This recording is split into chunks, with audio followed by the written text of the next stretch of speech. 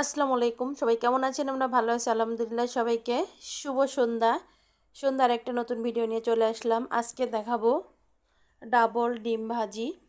আর এটা অনেকেই করেছেন, আবার অনেকে জানেন না। আজকে আমি এই ডাবল ডিম ভাজিটা করেছি। আর এটা খেতে এত এত মজা ছিল।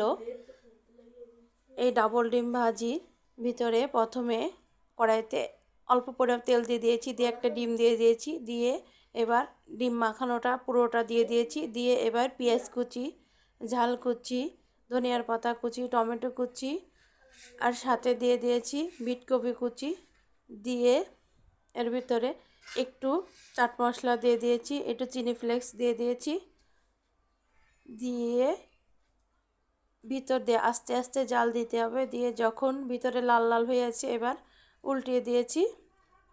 উল্টিয়ে দিলে হয়ে যাবে আমাদের ভাইরাল ডাবল ডিম ভাজি।